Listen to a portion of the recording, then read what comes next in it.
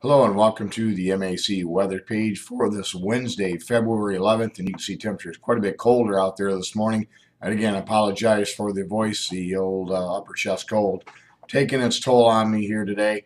But we expect a pretty cold weekend to be in store for much of the Great Lakes as an Arctic front would be pushing through the area on Friday. And looks like that cold air will hang on to early next week before we begin to moderate as we go into a northwest somewhat zonal flow. And I think we'll see temperatures return to near normal by the middle of next week. If we look at the wider area of the Great Lakes, you can see down to 11 below zero at Grayling, -1 at Oscoda, -7 at Sault Ste. Marie, and across Lake Green Bay setting at -2 below zero. And that's some of the temperatures we can expect across lower Michigan here right on through the weekend. I think the coldest morning looks like it'd be Sunday. I think many areas will go below zero. We could get down to 0 below zero as well on Saturday morning. If we look at the next slide, you can see this is the watershed. You can see during the summer months, the brown, which represents evapotranspiration, you can see we lose quite a bit more water out of the system. And then as we get into the months from October into March, we reclaim some of that water due to less evapotranspiration rates and precipitation that doesn't, again, melt away. If we look at the forecast map for this morning, you can see a cold front coming through the Great Lakes, and then we're going to have another quick moving clipper system, and that's behind that's going to be the big Arctic high that brings in the real cold air for tomorrow night, but especially for Saturday and Sunday, when high temperatures are going to struggle to get up to around 10 degrees for both Saturday and Sunday. If we look at the forecast map for tomorrow, you can see that new clipper system dropping down. Not a lot of snow with this outside of the lake belt areas where they could get quite a bit of snow here. Look for more headlines. These headlines this morning we've had in place for a couple of days should be allowed to expire, but then right on the heels of that, we'll see more winter storm watches or possible advisories issued here along the Lake Michigan shoreline. Again, probably for tomorrow into Saturday.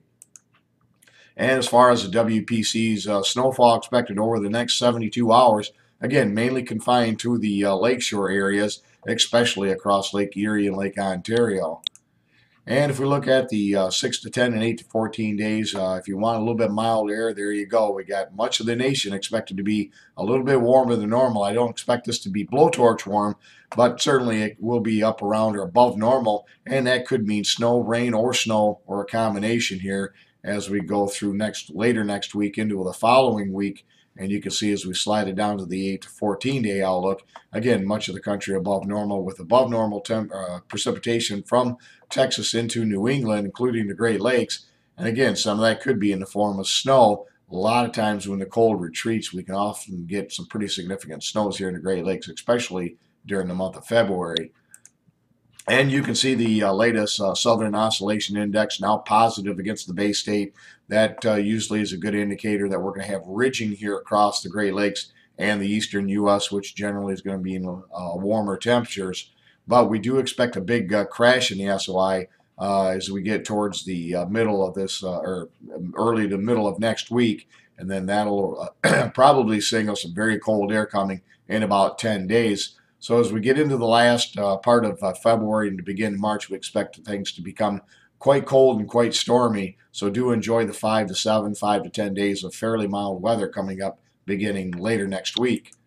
And you can see the forecast last week at the MAC conference I had on the MGL. A couple of the more reliable models showing it to go out into phase 4 and 5, which are very warm for this. But some of the other models want to take it into the neutral areas. And if we look at the latest on that, you can see the European and some of the other models zipping it right through phases 5, 6, and 7. And eventually it's going to take it into phase 8, which is a very cold phase for the Great Lakes as we go through the end of February and to begin March. So you can see the models are also picking up on some good indicators of some cold air coming back to the region. So do enjoy the mild air compared to what we've seen this weekend, as things are going to turn cold and stormy at the end of the month. Thanks for stopping by and have a great day, and 73s to all.